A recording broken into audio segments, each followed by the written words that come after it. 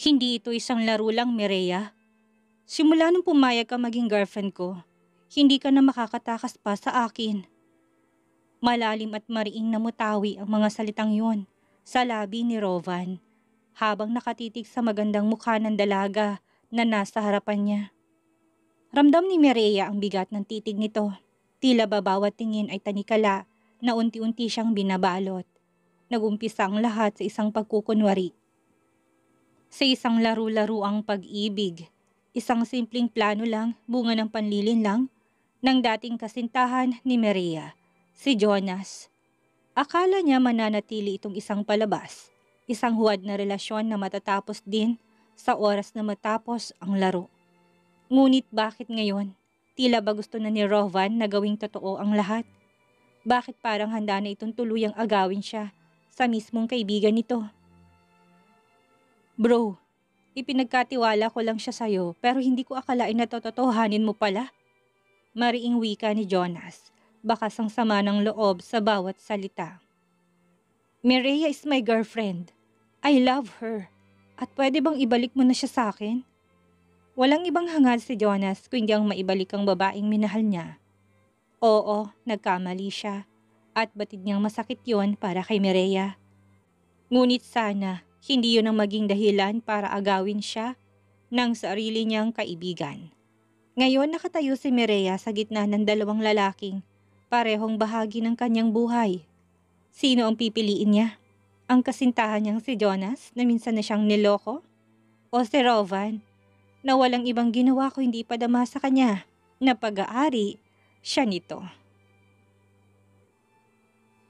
Sa isang mamahaling coffee shop, kaharap ni Mireya ang ina ng nobyo niyang si Jonas, na noon ay kitang-kita sa mata pobre nitong mukha ang pagkadisgusto sa kanya. 5 milyon. Layuan mo ang anak ko. Walang paligoy-ligoy nitong wika. Hindi naman maiwasan na makaramdam ng pagkadismaya ni Mireya. Hindi niya na din kasi mabilang kung ilang beses na siyang inoferan ng ina ng boyfriend niyang si Jonas ng pera para lang makipaghiwalay dito. Hindi ko po magagawa yan, madam. Nagmamahalan po kami ng anak niyo at hindi ko po kayang ipagpalit siya sa pera. Buong pagpapakumbaba na sagot naman kaagad niya sa hilaw niyang manugang. Then, 6 million. Nakataas ang kilay na muling wika ng ginang. Muling umiling si Mireya. Hindi kayang tumbasan ng perang pagmamahal na nararamdaman niya para sa kanyang nobyo. 7 million. Muling wika ng ginang. Pataas ng pataas ang offer nito pero tanging pag-iling parate ang tugon ni Mireya. Ipaglalaban ko pong nararamdaman ko para sa anak niyo, madam. Sorry po. Sagot niya din naman kaagad. Okay, last offer. 10 million. 10 million, lubayan mo siya. Lubayan mo uni ko iho ko dahil kahit na anong gawin mo, hindi ako papayag na ikaw ang magiging asawa niya. Nakatakda na siyang magpakasal sa babaeng gusto namin. Isang babae na may pagmamalaki at ka-level namin sa lipunan. Hindi kagaya mo, isang hampas lupa. Seryosong wika ng ginang. Hindi man lang nito naisip na posibleng masaktan si Mireya sa sinabi niya ngayon lang. Sorry po, hanggat kailangan po ako ni Jonas, hindi ko po siya hihiwalayan. Sa inyo na po ang pera dahil hindi ko yan kailangan. Seryosong sagot naman ni Mireya dito. Masakit para sa kanya na makita na ganito na pala kababang tingin sa kanya ng ina ni Jonas pero wala siyang magagawa. Isa lamang siyang babae na galing sa mahirap na pamilya at gumagawa ng paraan para makaangat sa buhay. Kasalukuyan siyang nagtatrabaho sa isang government office bilang isang auditor at ang ganitong offer ng ginang sa kanya ay labis na nagpadurog sa puso niya. Masyadong matigas ang ulo mo, babae. Well, kung ayaw mo talaga, wala akong magagawa. Pero ito lang ang tandaan mo. Never ka naming matatanggap sa pamilya namin. Nalilistik ang mga matang wika nito. Kaagad naman nagbaba ng tingin si Mireya dahil feeling niya sobrang liit ng tingin sa kanya ng mismong ina ng nobyo niya. Sorry po, kung wala na po kayong sasabihin, aalis na po ako. Mahinang sagot ni Mireya sa kaharap niya. Pagkatapos noon, tinitigan niya na munang walang bawas na kape na in-order kanina ng ginang para sa kanya. Sino ba naman kasi ang gaganahan na magkape kung ganito kagaspang ang ugali ng taong kaharap mo? Okay, alam ko masyado ka pang emotional ngayon. Pero kung sakaling magbagong isip mo, huwag kang magatubili na lumapit sa akin para kunin ng 10 milyon. Willing pa rin akong ibigay sa'yo yon, basta lumayo ka sa anak ko. Seryosong wika ng ginang at walang pag-aalinlangan na mabilis itong tumayo. Parang reyna na naglakad ito palabas ng coffee shop. Taas noo, sopistikada at unang tingin pa lang, halata talagang nakakaangat ito sa buhay. Samantalang hindi naman nagawa pa ni Mireya na tumayo para umalis na. Ramdam niya kasi ang panginginig ng kanyang tuhod dahil sa matinding emosyon. Nagbabadya din ng luha sa kanyang mga mata at kung hindi lang nakakahiya, baka kanina pa siya umiyak. Kinakapa-kapa niya ang kanyang cellphone sa kanyang bulsa para tawagan ng kanyang nobyo. May usapan sila na magkikita sila dahil isasama siya nito sa birthday party ng abuelo nito pero parang gusto nang magbago ng isip niya ngayon. Feeling kasi niya hindi siya welcome doon. Lalo na at nagpahayag na ang ina nito na hindi nga siya gusto. Hey babe, napatawag ka. Nakailang ring pa lang, sumagot naman kagad si Jonas. Jonas, saan ka ngayon? Teka lang, bakit ganyan ang boses mo? Seryosong tanong naman ni Mireya sa boyfriend niya. Ha? Anong ibig mo sabihin babe? Jonas, parang boses kagigising mo lang kasi eh. Nasa opisina ka ba? Dadaan dyan ako ngayon. May importante kasi akong sasabihin sa'yo. Seryosong wika ni Mireya sa kanyang nobyo. Kaya lang mas lalo siyang nagtaka dahil mabilis siyang pinigilan ni Jonas. Halata sa boses nito ang pagpapanik. No babe, it's okay. Mamaya susunduin na lang kita sa apartment mo para may isama kita sa kaarawan ng lolo ko. Nakangiting sagot nito. Pero Jonas, yan nga ang dahilan kaya ako tumawag sa'yo. Nagbago ng isip ko. Hindi na. Naputol lang sasabihin ni Mireya kasabay ng pagkunot ng kanyang noo sa matinding pagtataka. Nang marinig niya na para bang umuungol si Jonas. Jonas, sure ka ba na ayos ka lang? Nagtatakang tanong ni Mireya sa nobyo niya. Pero ganun na lang ang pagkadismaya niya dahil tuluyang na naputol ang tawag. Tinawagan niya ulit ang nobyo niya pero hindi na ito sumasagot. Bigla tuloy siyang nakaramdam ng pag-aalala kaya isang pa siyang nabuo sa isipan niya. Pupuntahan niya ang nobyo sa opisina nito. Nag-aalala kasi siya eh. Kakaiba kasi ang ungol ng boyfriend niya at baka kung ano na nangyayari dito ngayon. Mabilis nang naman na nakarating si Mireya sa opisina ng boyfriend niyang si Jonas. Nagmamadali siya dahil lunch break na din at baka hindi niya maabutan ng nobyo niya sa opisina nito. Hindi na kasi ito sumasagot sa tawag at nag-aalala siya na baka magkasalisihan sila. Desidido na talaga siya na hindi na muna sasama dito sa birthday party ng abuelo nito. Baka kasi kung ano pang mangyari at alam niya din sa sarili niya na hindi siya welcome ng pamilyang yon. Dahil wala din ang sekretary ni Jonas sa pwesto nito, nagpasya na din si Mireya na dumiretso na lang sa opisina ng nobyo. Kaunting awang na pagbukas ng pintuan at sumilip siya. At ganun ang panlalaki ng mga mata niya. Nang tumambad sa paningin niya hindi inasahan na eksena. Ang nobyo niya, si Jonas, patuloy sa pagbira sa sarili nitong sekretary. Mula sa kanyang kinatatayuan, naririnig niya pang umungol ng mga to. Pakiramdam ni Mireya, biglang lalaki ang kanyang ulo. Hindi siya makapaniwala sa kanyang nasaksihan. Paano siya nagawang lokohin ng sarili niyang nobyo? Paano na siya ngayon? Sige pa darling, harder, deeper. Parang patalim na patuloy na humihiwa sa puso ni Mireya ang uol na narinig niya mula sa bibig ng babaeng katalik ni Jonas. Dito pa talaga? Sa loob ng opisina? Mga baboy! Kaya pala hindi niya makontak itong si Jonas dahil abala pala siya makamundong ginagawa. Samantalang si Jonas naman ay walang kamalay-malay na may nanunood na pala sa kanila. Masyado na kasi siyang hibang sa matinding pagnanasa na bumabalot sa kanyang pagkatao. Oh Leticia, bakit ba napakasarap mo? May girlfriend na ako pero hindi ka mawala-wala sa isipan ko. Mahina niya pang bulong dito. Nakadalawang rounds na sila pero wala pa rin tong kasawa-sawa. Samantalang si Mireya naman ay halos hindi na makaalis mula sa kanyang kinatatayuan. Ang kanyang lumuluhang mga mata ay patuloy na nanunood sa kaganapan sa loob ng opisina. Ni hindi niya na nga din napansin pa na basang-basa na ng luha ang kanyang pisngi. Pakiramdam din ni Mireya biglang nanghina pati tuhod niya. Gusto niyang umalis na lang at itigil ang panunood. Pero hindi niya kaya. Wala na siyang lakas pa para maglakad paalis. Hanggang sa naramdaman na lang ni Mireya ang paghawak ng kung sino sa kanyang balikat. Gulat siyang napalingon at ganun na lang ang panlalaki ng mga mata niya nang sumalubong sa kanyang paningin ang seryosong muka ng isang lalaki. Anong ginagawa mo dito? Watching? Nakangisi nitong tanong. Saglit na sumulyap ang mga matatalim na mga mata nito sa loob ng opisina. At pagkatapos noon, hinila nito si Mireya paalis.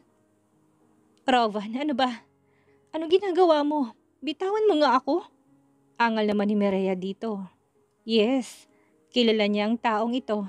Si Rovan de Salvatierra, isa sa mga kaibigan ng nobyo niyang si Jonas. Bitawan? Ayaw mong umalis at patuloy mong pinapanood ang private moment ng kaibigan ko at ng sekretary niya. Why? Gusto mo bang makisali sa kanila? Nakangising sagot naman nito. Kaagad naman nalaki ang mga mata ni Mireya sa gulat. Hindi na siya nakapagpigil pa at kusa na ding umangat ang kanyang palad at diretso yung lumagapak sa pisngi ni Rovan. Huli na nang ma-realize ni Mireya ang ginawa niya kaya naman takot siyang napaatras. Sorry, ikaw kasi natural lang na. You slap me? Alam mo bang ikaw palang nag-iisang babae na gumawa nito? Matalim na may halong galit sa boses ni Rovan habang sinasabi ang katagang yun. Pasimpleng napalunok ng laway si Mireya habang patuloy siya sa pag-atras dahil palapit naman ang palapit sa kanya si Rovan. Sorry, ikaw kasi masyadong... Hindi na naituloy pa ni Mireya ang sasabihin niya nang bigla na lang siyang hawakan ni Rovan sa magkabilang balikat. At saka sukol na din siya. Napansin niya na nandito na din siya sa may fire exit at kailangan niyang buksan ang mabigat nitong pintuan para makalabas. Ang lakas ng loob mo na sampalin ako ha. Alam mo bang ako yung tao na hindi basta-basta tumatanggap ng simpleng sorry lang? Nakangisi nitong wika. Hindi kita maintindihan. Nasampal kita dahil kasalanan mo. At kung hindi ka sana bastos, hindi sana mangyayari to. Katwiran naman kaagad ni Mireya, gayong ramdam niyang malakas na kabog ng dibdib niya.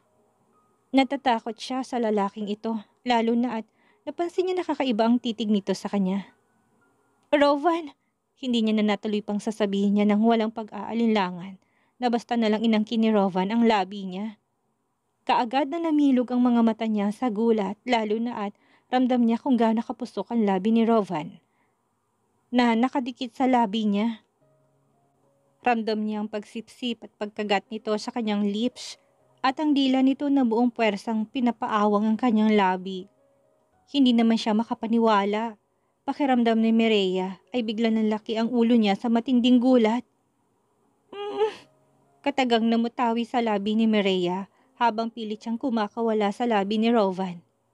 Shit, his lips is tempting. Alam niya din sa sarili niya na masarap humalik ang lalaki pero hindi pwede. Kaibigan ito ng kanyang boyfriend at mali ang ginagawa nito sa kanya. Sweet lips, nakangising wika ni Rovan habang may ngiting nakaguhit sa labi ng sa wakas, tuluyan na nga nitong pinakawalan ang labi ni Mireya. Pakiramdam ni Mireya, biglang umakyat lahat ng dugo sa ulo niya. Sa tanang buhay niya, feeling niya na bastos siya ng sobra. Bastos! Galit na sigaw ni Mireya at muling dumapong palad niya sa pisngi ni Rovan. Hindi niya akalain na nagawa siya nitong halikan, gayong alam nito na nobya siya ng mismong kaibigan nito.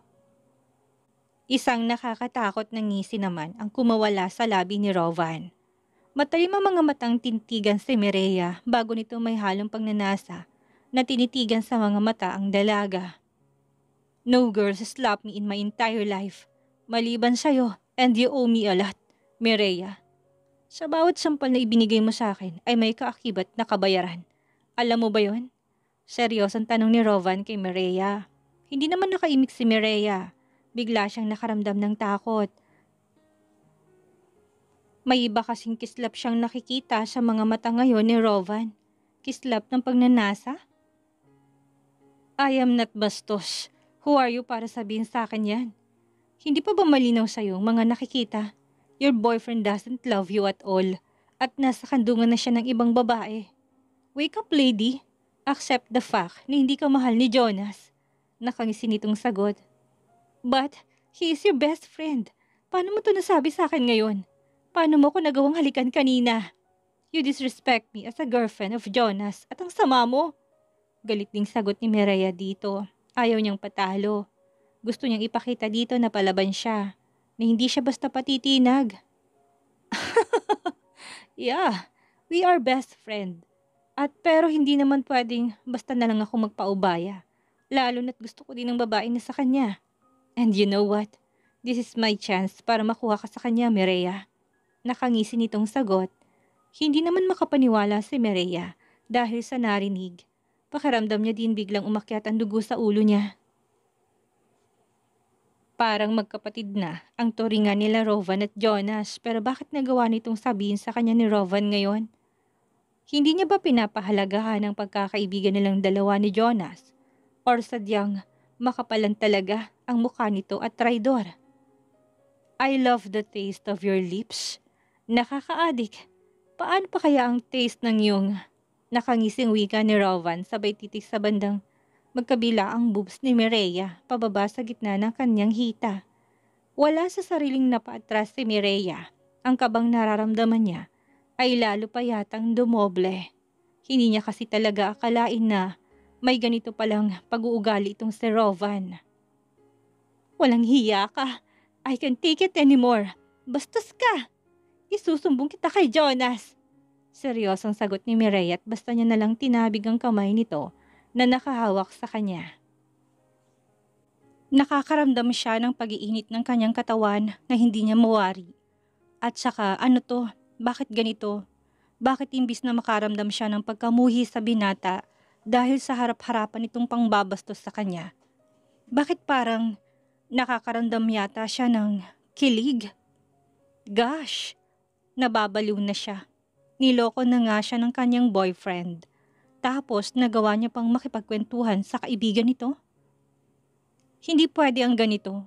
Feeling niya, nababaliw lang siya dahil sa nakita niya kanina between Jonas at ng sekretary nito. Ilang saglit na tinitigan na muna ni Mireya ang nakangising mukha ni Rovan bago walang sabi-sabing naglakad siya paalis. Pabalik ako sa opisina ng kanyang boyfriend na si Jonas. Feel it, Mireya, mas magiging masaya kung hiwalayan mong boyfriend mo. Once a playboy is always a playboy. Narinig niya pang wika ni Rovan. Natigil naman sa paghakbang si Mireya at seryosong nilingon ng binata. Yes, once a playboy is always a playboy. At isa ka na dun, Rovan. Wala kang pinagkaiba sa salitang binitawan mo ngayon. Kaya huwag kang magmalinis dyan. Seryosong sagot niya. Pero kaya kong magbago basta maging akin ka. Kaya kong talikuran ng lahat-lahat ng nakasanayan ko pagdating sa babae. Basta pumayag ka lang na maging babae ko. Nakangisi nitong sagot. Pakiramdam naman ni Mireya, biglang nanayo lahat ng balahibo sa katawan niya. Walang hiyang lalaki.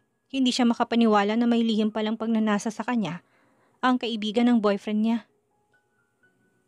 I don't like you. Si Jonas ang mahal ko at kahit na anong gawin mo, never kitang magugustuhan. Seryoso niya namang sagot sa binata. Wala na siyang pakialam kung may insulto man ito sa sinabi niya. Wala din siyang pakialam kung masaktan man ang feelings nito. Basta ang importante, nasabi niyang mga gusto niyang sabihin. Ouch! Masakit! I will take it as a challenge. Alam kong balang araw, mahuhulog ka din sa akin. Darating din yung araw na you will beg me na angkinin ka ng paulit-ulit hanggang sa tuluyan ka ng mahulog sa akin. Kapag dumating ng araw na yon, hinding-hindi na kita pakakawalan. Hinding-hindi ko na dinahayaan pa na makawala ka sa galamay ko. Mireya, nakangisi nitong sagot. Then dream on, libre naman ang mangarap eh. Yamot niya ding sagot dito. Pagkatapos noon, muli niyang inihakbang ang kanyang mga paa pabalik sa opisina ng kanyang nobyo. Aalis na sana siya kaya lang natatakot naman siya na baka sundan siya nitong si Rovan at patuloy na harasin. Kahit na galit siya sa nobyo niya na si Jonas, no choice siya kundi ang makipagkita na muna dito. Siguro naman tapos na sila ng sekretary niya na maglaro ng apoy sa mismong loob ng opisina. Kahit papaano nakahinga ng maluwag si Mireya. Nang pagkapasok niya sa opisina ng nobyo niya, naabutan niya itong mukhang katatapos lang ng matinding bakbakan sa pagitan ng sekretarya nito. Nasasaktan man si Mireya sa nasaksihan kanina, wala siyang magagawa kung hindi ang magkunwari sa harap ni Jonas na ayos lang siya. Kailangan niyang magkunwari na hindi niya alam kung anong mga nakita niya kanina. Hindi pa kasi siya ready eh. Hanggang ngayon, gulong-gulo pa rin ang isipan niya. At kung bakit siya nagawang lokohin ng boyfriend niya. Babe, ano ginagawa mo dito sa opisina? Pagkagulat ang kaagad na rumihistro sa mukha ni Jonas habang nakatitig sa kanya. Naabutan niya pang sekretary nito na si Leticia na inaayos ang magulo nitong buhok. Pasimple din siyang napasulyap sa trash bin at nang mapansin niya na puro tisyong laman nun, alam niya na. Nakarami yatang taksil niyang boyfriend at ang sekretary nito. Hindi mo sinasagot ng tawag ko, kaya nagpasya akong puntahan ka dito sa opisina mo. Bakit? Nakaistorbo ba ako sa inyo? Walang emosyon na nakikita sa mukha ni Mireya na tanong niya kay Jonas. Saglit na natigilan si Jonas. Hindi niya malaman kung anong isasagot niya sa kanyang girlfriend. Kakatapos lang nilang magtalik ng kanyang sekretary at nagulat din talaga siya sa presensya ni Mireya. Kung napaaga sigurong dating nito, baka nahuli na sila. Knowing her girlfriend, alam niyang hindi siya mapapatawad nito kapag malaman nito na may iba siyang babaeng kinalolokohan. Hindi naman siya ganun, babe. Nagulat lang ako. Tama, nagulat ako dahil hindi ka naman palaging bumibisita dito sa office ko eh. Hilawang ngiti na nakaguhit sa labi ni Jonas. Nag-uumapaw din ng guilt sa puso niya. Paano niya nagawang lokohin ng mabait niyang girlfriend? At saka, mahal niya si Mireya at para sa kanya, isang laruan lang si Leticia. Samantalang, mula sa pintuan ng opisina ay walang sabi-sabing pumasok sa loob si Rovan. Today, willing siyang maging crying shoulder ni Mireya kung sakali. Saka gusto niya ding makakita ng magandang palabas. Live na palabas at sana ibigay sa kanya ni Mireya yon. Bro, good afternoon. Abat mukhang busy ka ha? Nakangisi at makahulog ang wika ni Rovan pagkapasok nito. Tumayo ito sa may likuran ni Mireya. Pigil niya din ang sarili niya na lapitan ng dalaga para yakapin. Alam niya kasing sobrang nasasaktan ito sa mga nangyari at nandito siya para aluin to. Bro, nandito ka din? Teka lang, sit down. Sit down bro. Nakangiting sagot naman ni Jonas sa kaibigan. Pagkatapos noon, sinulyapan niya ang kanyang sekretary para utusan na ipagtimpla sila ng kape. Leticia, kape para kay Rovan, pati na rin sa akin. Ikaw babe, anong gusto mo? Tanong niya pa. Pinilit niyang magpakakasual kahit nang totoo ay natatakot siya na baka malaman ni Mireya ang mga kabulastugang ginawa niya kanina lang. Wala akong gusto, busog pa ako. Walang ganang sagot ni Mireya. Pagkatapos noon, ilang saglit siyang tumiti kay Rovan bago siya nagpasyang magpaalam. Aalis na ako, Jonas. Siya nga pala, kaya ako pumunta dito para sabihin sa'yo na hindi ako makakasama sa'yo mamaya sa party. Seryosong wika niya sa kanyang boyfriend. Pagtutol lang kaagad na gumuhit sa mga mata ni Jonas. Makailang ulit itong umiling dahil hindi siya papayag. Gusto niyang ipakilala itong si Mireya sa kanyang lolo at lola bilang girlfriend niya. Bakit ang bilis naman yata nagbago ang isip ng dalaga? Babe, hindi ba't napag-usapan na natin to? Nakausap ko kaninang mommy mo. Ayaw niya sa akin, Jonas. Inutusan niya ako na layuan ka at sa palagay mo ba, welcome pa rin ako sa party na yon? Seryosong sagot naman ng dalaga sa binata. Hindi naman nakaimik si Jonas. Pakiramdam niya biglang umakyat ang dugo sa ulo niya. Hindi niya alam kung bakit bigla na lang nagkaganito ang nobyo niya. May nesesensya dito na ayaw niya lang tanggapin. Hindi niya kasi alam kung ano ang gagawin niya kung sakaling makikipaghiwalay ito sa kanya ngayon ng ganong kabilis. Okay, sige. I think pagod ka lang. Next time na lang kitang ipapakilala sa kanila. Nakangiting sagot ni Jonah sa dalaga at pagkatapos noon, nilapitan niya ito. Akmang hawakan niya sana sa magkabila ang balikat ang dalaga, pero mabilis na umiwas si Mireya. Aalis na ako. Seryosong bigkas nito at walang sabi-sabing mabilis na naglakad paalis si Mireya. Samantalang mabilis namang napatayo si Rovan, gusto niyang sundan si Mireya. Alam niyang wala ito sa tamang wisyo dahil sa mga nangyari ngayong araw. Bro, saan ka pupunta? Akala ko ba pag-uusapan natin ngayong araw ang business venture na niluluto natin? Nagtatakang tanong naman ni Jonas sa kaibigan. Seryosong tinitigan naman ni Rovan si Jonas bago to nagsalita. Saka na lang bro, I think ang kailangan mo unahin ang sarili mo. May dalawa kang kiss mark sa leeg at gawan mo ng paraan para matanggal yan. Baka kung anong isipin ng mga empleyado mo, lalong-lalo ng girlfriend mo. Nakangising sagot ni Rovan sa kaibigan. Kaagad naman nalaki ang mga mata ni Jonas sa narinig. Napahawak pa siya sa kanyang leeg at seryosong tinanong ang kaibigan. Sa palagay mo, nakita kaya to ni Mireya? Seryosong tanong niya. I don't think so bro. Pero kung napansin niya man yan, lagot ka, sagot ni Rovan. Pagkatapos noon, naglakad siya palapit kay Jonas at tinapik to sa balikat. Iwasan mo nang mamangka sa dalawang ilog bro. Baka mamaya mahuli ka ni Mireya, lagot ka talaga. Nakangisi nitong bigkas at ilang saglit lang. Walang sabi-sabing basta na lang siyang naglakad paalis. Hahabulin niya pa si Mireya. Ngayong medyo nagkalabuan ng dalawa, ito na rin ang tamang pagkakataon para pumasok siya sa eksena. At sa pagkakataon na ito, hindi niya pakakawalan pa ang taong alam niya na ipinanganak para sa kanya lang. Samantalang parang biglang nanghina na muling napaupo si Jonas sa kanyang survivor chair. Hindi siya mapakali. Bigla siyang nakaramdam ng matinding takot sa isiping paano na lang kung napansin ni Mireya ang kiss mark na nasa leeg niya. Ano na lang ang mangyayari sa relasyon nilang dalawa ng nobyo niya? Here is the coffee. Wait, darling, nasa na sila? Nagtatakang tanong naman ni Leticia. Kakapasok lang ulit nito sa loob ng opisina ni Jonas at hindi niya mapigilan na makaramdam ng tuwa nang mapansin niya na wala ng bisita ng boss niya. Umalis na marahil. Anong ginawa mo, Leticia? Halos pasigaw na tanong ni Jonas sa dalaga niyang sekretary. Nahintakutan namang napatitig si Leticia sa binata. Sa matinding pagkagulat, nabitawan niya pa ang hawak niyang kape na nasa food tray. Ha? Anong ibig mo sabihin, Jonas? Ano ba? Bakit bigla ka na lang naninigaw?